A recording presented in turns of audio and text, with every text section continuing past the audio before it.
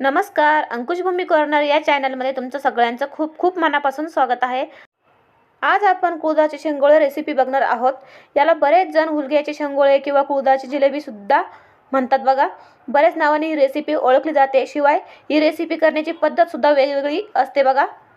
ही महाराष्ट्राची पारंपरिक रेसिपी असून मोस्टली ही पावसाळ्यात आणि थंडीच्या सीझनमध्ये केली जाते. सर्दी, कफ, खोकला यावर ही रेसिपी एकदम बेस्ट आहे बघा. यामध्ये फॅटचे प्रमाण कमी असल्यामुळे पचायला सुद्धा हलके असते. कुळथाला सुपरफूड असेही म्हणतात कारण याचे सेवनाचे अनेक आरोग्याला फायदे सुद्धा आहे बघा. कुळथामध्ये लोह, कॅल्शियम आणि प्रोटीन्स मुबलक प्रमाणात असतात. चला तर मग अशा गुणकारी, पौष्टिक आणि चवीला अगदी चविष्ट कुळथाच्या जिलेबीला सुरुवात करूया. शेंगोळ्यांच्या वाटणासाठी इथे बघा मी 20 ते 25 लसूण पाकळ्या घेतलेल्या आहे बघा. या वाटणामध्ये थोडासा आपल्याला जास्त लसूण घालायचा आहे आणि लसूण घेताना बघा असा गावरान बघून घ्यायचा आहे. जास्तीच्या लसणामुळे खूप छान चव येते बघा या शेंगोळ्यांना. त्यानंतर इथे मी ओल्या 7 ते 8 लाल मिरच्या घेतलेल्या आहे. मिरचीचे प्रमाण तुम्ही कमी अधिक करू शकतात. शेंगोळ्यामध्ये बघा अशा ओल्या लाल मिरच्या घातली की खूप छान चव येते. तुम्ही याऐवजी सुकेल लाल मिरच्या घातल्या तरीही चालेल. चवीनुसार मीठ, त्यानंतर 1 चमचा जिरे घेतलेले आहे आणि भाजलेल्या शेंगदाण्याचा कूट अर्धी वाटी घेतलेला आहे बघा. यानंतर इथे मी कोथिंबीरच्या काड्या अशा कोवळ्या बघून घेतलेल्या आहे. हे बघा तुम्ही बघू शकता अशा. त्यानंतर थोडी बारीक चिरलेली कोथिंबीर घेतलेली आहे बघा वाटणामध्ये. आता हे आपण सर्व मिक्सर भांड्यात वाटून घेऊया.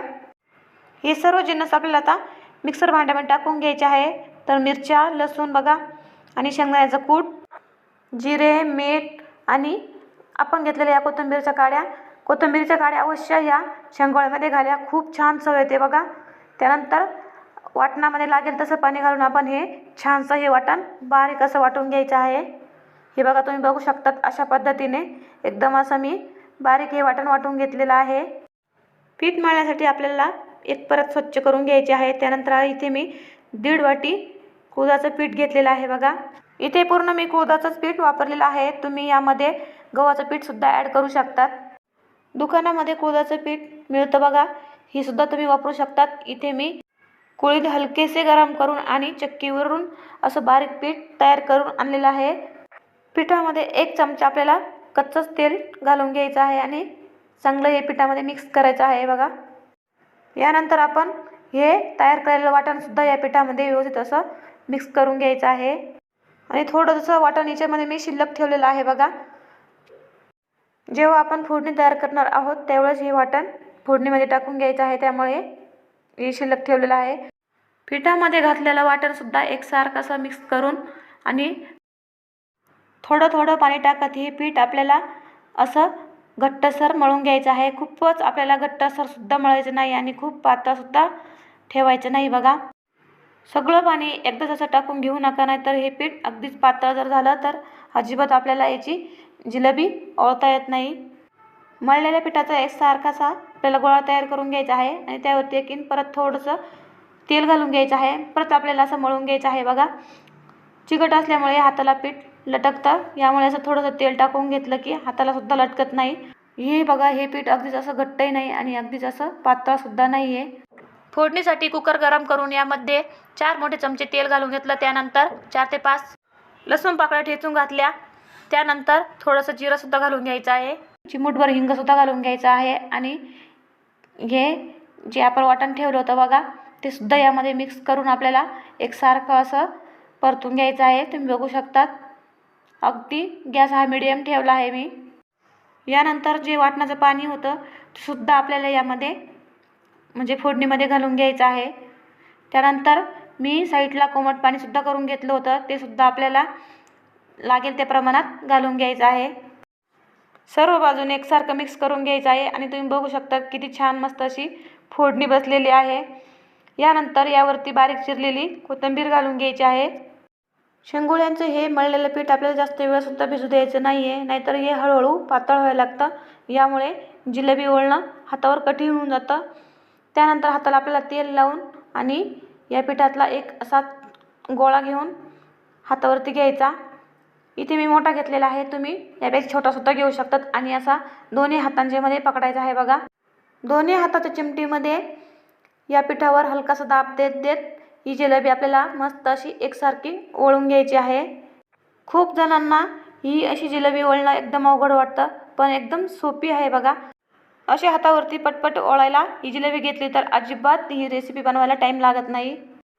अशी हातावरती पटपट जिलेबी ओळणं तुम्हाला जर शिकायचं असेल तर तुम्ही जेव्हा आपण पीठ मळतो तेव्हा या कुळथाच्या पिठामध्ये गव्हाचं पीठ ॲड करायचं आहे.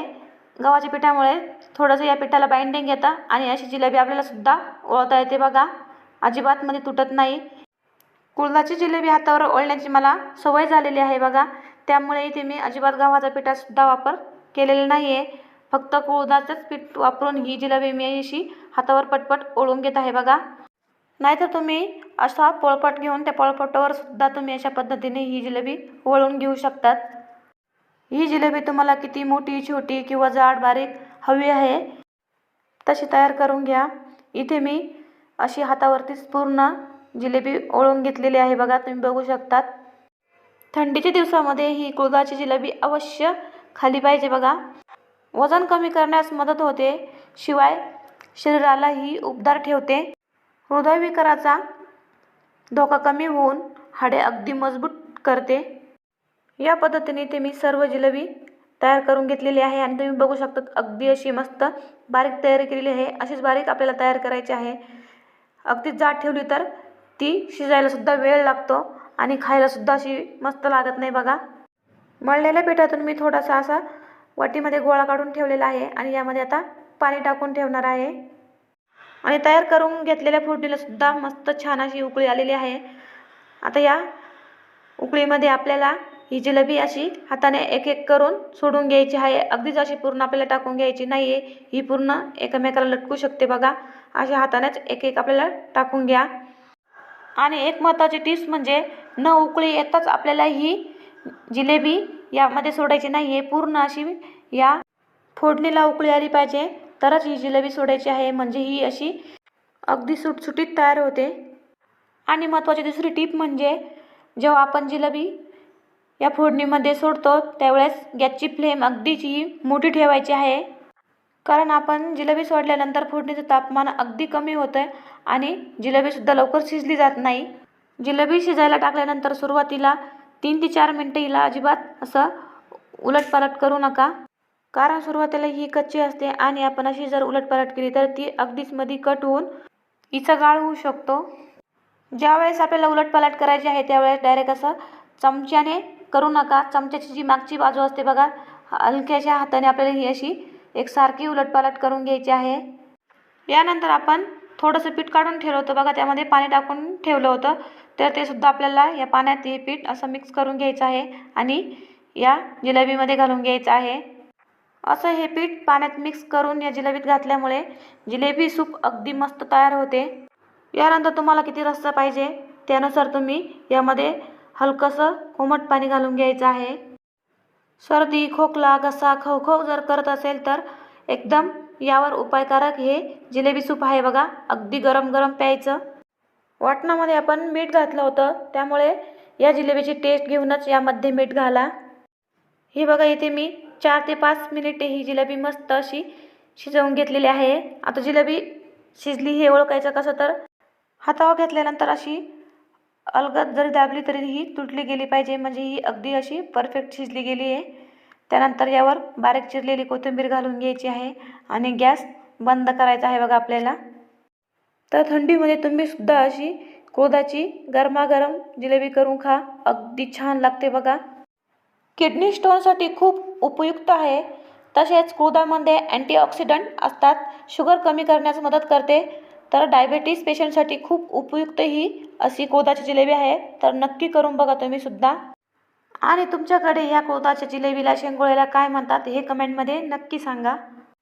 आजची ही रेसिपी आवडली असेल तर जास्तीत जास्त मित्रमैत्रिणींमध्ये शेअर करा, लाईक करा आणि चॅनलला अजूनही तुम्ही सबस्क्राईब केलं नसेल तर चॅनल सबस्क्राईब करा. भेटूया अशाच नवीन एका व्हिडिओसोबत. तोपर्यंत मस्त राहा आणि सर्वात महत्त्वाचे म्हणजे खात राहा. Bye bye.